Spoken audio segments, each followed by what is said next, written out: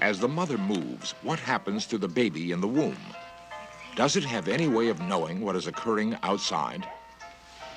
And down, and lift, again. New discoveries have brought an entirely new focus to the study of life before birth. Scientists now believe that the unborn child can actually hear, feel, and see.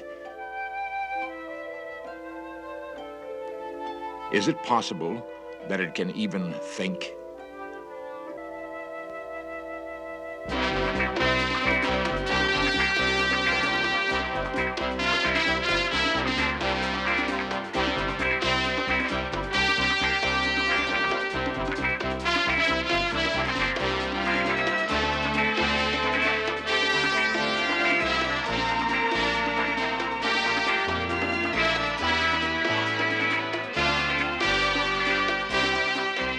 This series presents information based in part on theory and conjecture. The producer's purpose is to suggest some possible explanations, but not necessarily the only ones, to the mysteries we will examine.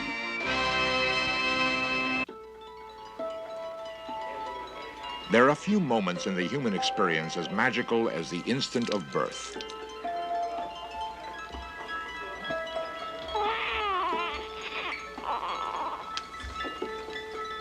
What influences has this baby encountered in 9 months? How aware was he of his surroundings? Will he remember his birth and life before birth? In 9 months, the unborn has traveled an enormous distance from a single fertilized cell to a complete individual.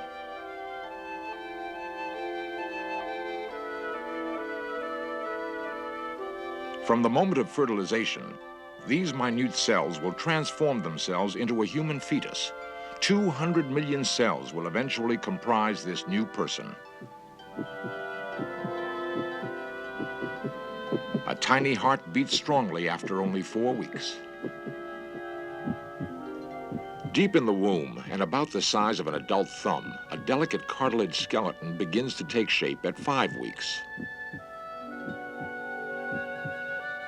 While the physical growth of the fetus is astounding, a great deal of controversy still exists as to when human life actually begins.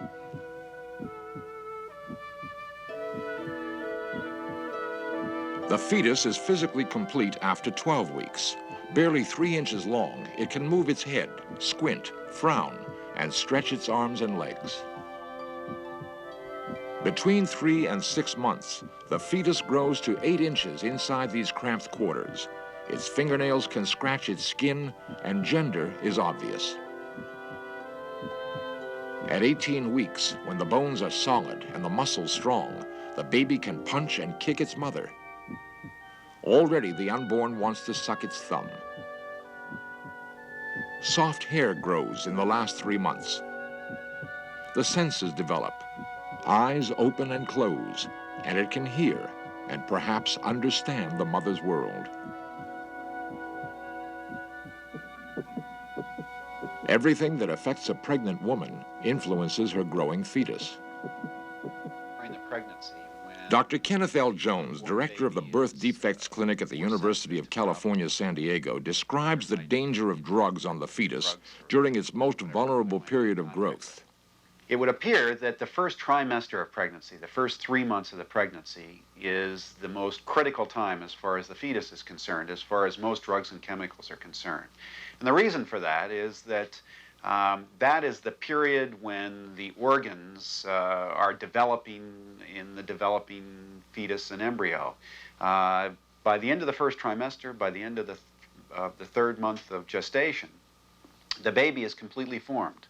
All the organs are formed. And after that, it really just is a process of growth and more development of the fetus. But all the organs are really formed by the time the fetus is 3 months old. So that time, that first 3 months of the pregnancy is most critical as far as most drugs and chemicals are concerned.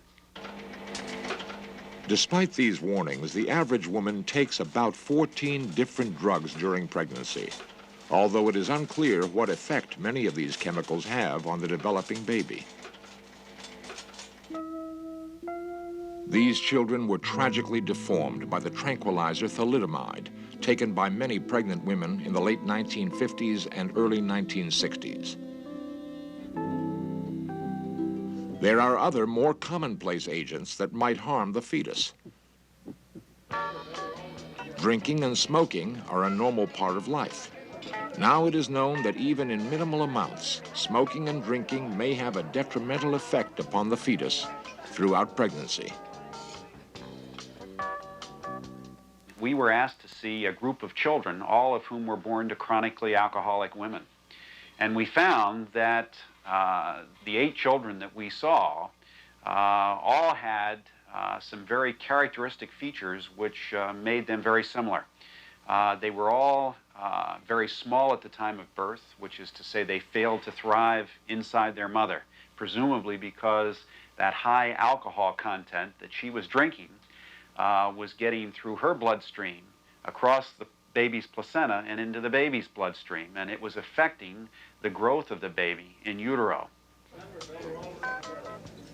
Babies born to women who smoke during their pregnancy are smaller at the time of birth than babies born to women who don't smoke during pregnancy. And obviously they are. Dr. Thomas Verney, author of The Secret Life of the Unborn Child. Now, for a long time we have known, of course, that there is physiological communication between the unborn child and the mother. We know that everything that the mother eats and drinks, alcohol, smoking, all these things, the nicotine, go right through the placental barrier. One researcher did an interesting study which went a little bit further than just what the mother eats. He asked several of the mothers who were habitual smokers to only think of having a cigarette. Just consider for a moment that you're going to light up. The moment that mothers just thought of having a cigarette, their unborn children immediately reacted to their thoughts as if they, in fact, were smoking up. Now, there is no physiological explanation for this. We know of no neurochemicals that are produced in a person when they just think of having a cigarette. So something else is going on here. The fetus may be more aware of its surroundings than previously understood. At Cedars-Sinai Hospital, Dr. Calvin Hobel, Director of Obstetrics and Gynecology, comments. There are indications and studies which suggest that the fetus can interpret its mother's feelings and how the mother feels about its fetus. If a mother is stressed and concerned about her pregnancy, and she can release hormones which influence the environment of the fetus. And I think that the fetus is in a position where it can interpret that type of information, which can have an effect on the fetus and its development. New methods of monitoring the health and development of the fetus may relieve the usual anxieties that accompany pregnancy. Carol Jackson, one of Dr. Hobel's patients, is now in her 4th month and has decided to have a sonogram to be sure that her baby is healthy. On a television screen, she can see her baby move and actually count its fingers and toes. A sonogram uses the principle of sound waves, much like sonar is used in the Navy to search for submarines in the ocean. Sound waves of this magnitude are very safe and do not harm the fetus. Because Carol is 38 and has a family history of problem pregnancies, her doctor has also recommended amniotic testing. A hollow needle is carefully inserted through the abdomen into the amniotic sac that surrounds and protects the fetus. In this fluid are cells that are exfoliated from the fetus into the amniotic fluid, and by taking a sample of the fluid and then in tissue culture in the laboratory, we can grow these cells and we can study their genetic components. Using this test, we can then identify that fetus which has abnormal chromosomes. The test results indicate no Down's syndrome. Given a normal pregnancy, she will give birth to a healthy baby girl. Carol might wonder if her baby locked in the womb is aware and can feel. The fetus seems insulated from outside thoughts and feelings. However, new studies indicate that the unborn is capable of thought, emotion, and memory. And lift. Again, keeping the knees over the toes. And bring me up. There are a number of influences upon the baby that would surprise many pregnant women. Once again. Good, you should be feeling it in the chest. Anybody? Jane Fonda's workout is one of many health centers recognizing the benefits of well-planned exercise during pregnancy. Up, 2, and down. Breathe. Recent testing indicates that the baby, particularly during the later months in the womb, is very much aware of its mother's activities. Last time, really lift. Now just let the heels hang straight. Recently, it has been shown that by the age of 6 months, you can do electroencephalograms, which are brainwave studies of the unborn child. And that indeed, from these you can see that some of the time the unborn child is asleep, and some of the time he is awake. Furthermore, during the time that he's asleep, it can be shown that he has REM sleep, which is rapid eye movement sleep. And rapid eye movement sleep always or almost always connotes in adults dreaming. There is no reason to suppose that the same would not apply to the unborn child. So that what we have here in terms of the hard scientific data is proof positive that at least the neurological substrate is there on which memory can build, which really is the absolute foundation. Without that, I could not say that a child is an aware, sensing, feeling human being, as I am saying. If the unborn baby has a memory, what kind of events could it recall? Dr. David Chamberlain of the Anxiety Treatment Center in San Diego has tried to find out. Through hypnosis, Linda Nickerson retraces her pre-birth experiences. I'm in my mother, but we're in the house. You're in your mother, but we're in the house. Yeah, Mm-hmm. What part of the house are you in? by the door, the front door. By the front door? What's happening there? My mom's laughing and we're going somewhere. Uh-huh. She's laughing? And you're going somewhere? Mm-hmm. Is it just you and your mother together? No, I think she's going somewhere with my father. So the three of you are going off somewhere. Mm-hmm. How is it for you when your mother laughs? It's nice. It's like, I can't explain it, it's just nice. It's nice. Makes me feel like a warm fuzzy or something, a little ball of Uh-huh. warmth. All right, would it be all right with you to remember something unpleasant that happened in the womb? All right, when I touch your forehead, that memory will come to you. Something very unpleasant that happened while you were inside. Where are you now? In the bedroom. My mother's crying. And she's really upset. Everything seems dark. Feels... She keeps shaking and it makes me shake. And I keep wanting it to stop, but it won't. All right, why don't you come forward now? And this time when I touch your forehead, let it be the time that you are actually being born. Be there now. The doctor's putting his hands on my temples. And I don't want him to do that because I want to do it by myself. Now he's pulling me out. And I feel kind of scared. Scared? Well, it feels real different. It's kind of cold. Cold. Yeah, because I'm all wet. And then the doctor brings me over and he lays me on my mother's stomach. Lays you on your mother's stomach? Mm-hmm. How's that? It's nice. Adele Miller, Linda's mother, is surprised by the accuracy of her daughter's recollections.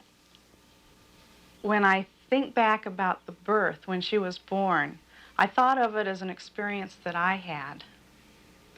And now I find out it's an experience we both had. It's one we both shared.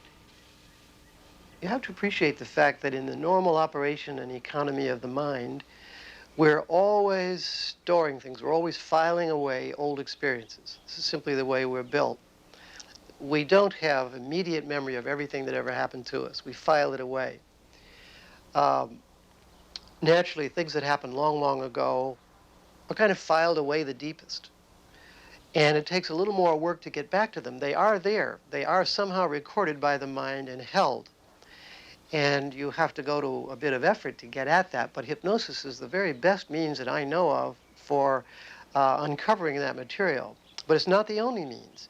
Some people remember their birth without any help at all.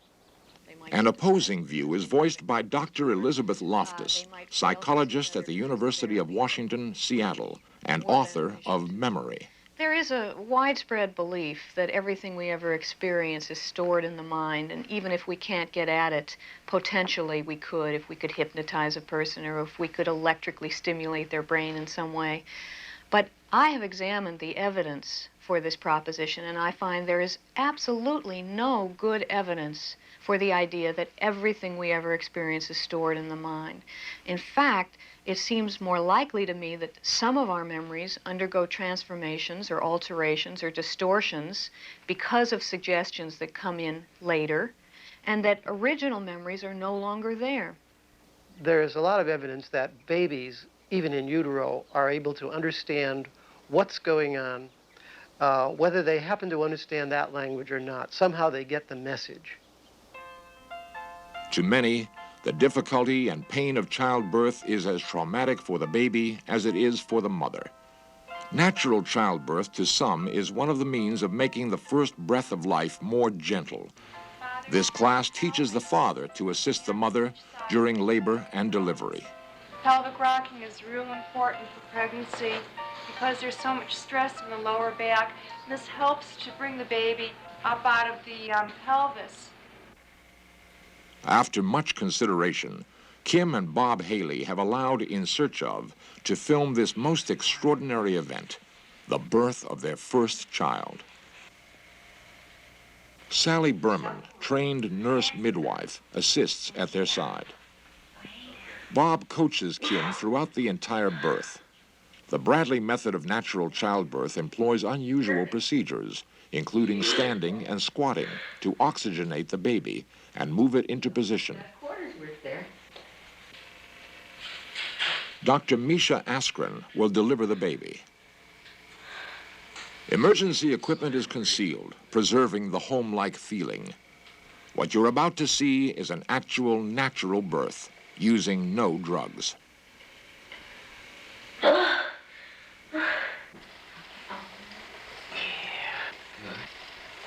real good. Yeah. Yeah. That's beautiful, kid. Okay, now a little bit more. Okay. After 10 hours of labor, a healthy baby boy, Morgan, is born. We have not solved all the mysteries of life before birth, and the debate as to when life begins continues. But for the first time, we know the dimension of feeling and perhaps memory that's passed from mother to child. Kim Haley. During the whole pregnancy and through the whole 9 months, everything you're doing is for this little baby and giving them the chance to start out the right way. It was just I'm sure, the most choice moments that I'll have in my life.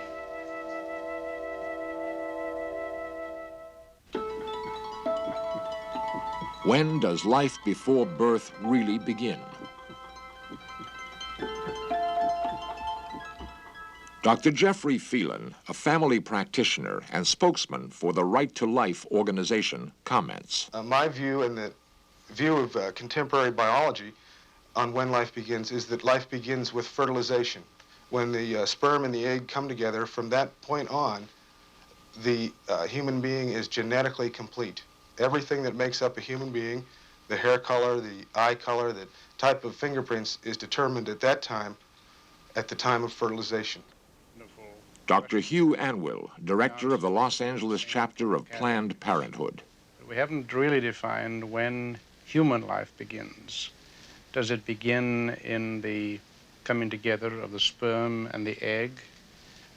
Is it something that is there when birth takes place?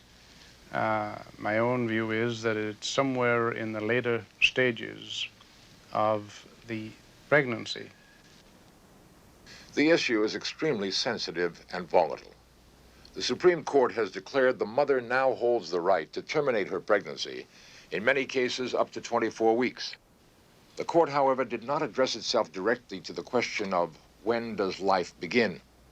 Meanwhile, the controversy continues. I think the important thing really in the final analysis to remember is that the unborn child, certainly from the 6 months on, is a sensing, feeling, aware human being and capable of laying down memory tracks. Consequently, he or she will really have to be treated with much more love, much more caring, much more respect than it has been our practice in the past.